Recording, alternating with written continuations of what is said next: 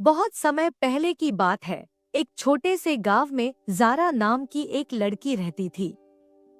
वह बेहद नेकदिल, ईमानदार और दूसरों की मदद करने में हमेशा आगे रहती थी। उसके माँ बाप का देहांत हो चुका था और वह अपने छोटे भाई की देखभाल अकेले करती थी।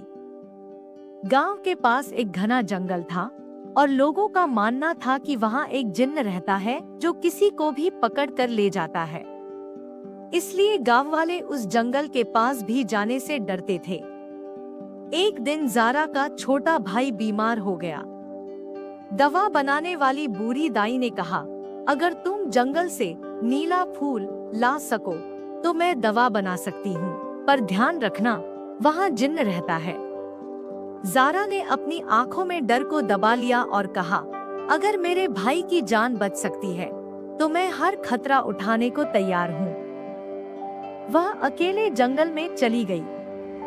चलते चलते उसे एक चमकता हुआ नीला फूल मिला, लेकिन जैसे ही उसने उसे तोड़ा, अचानक धुआं उठा और एक भयानक जिन्न उसके सामने प्रकट हो गया।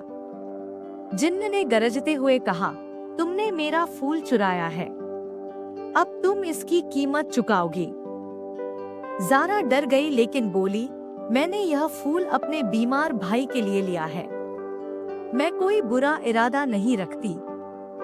जिन्न कुछ पल चुप रहा, फिर उसने पूछा, क्या तुम हमेशा इसी तरह दूसरों की मदद करती हो, बिना अपनी परवाह किए?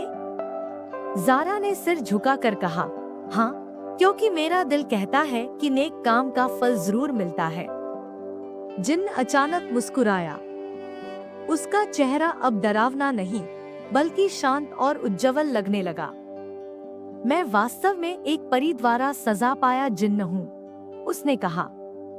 जो इंसान मुझे बिना स्वार्थ के प्रेम और दया दिखाएगा, वही मुझे इस सजा से मुक्त कर सकता है।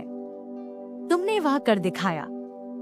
जिन्न ने अपना हाथ घुमाया और नीले फूल से दवा तैयार हो गई।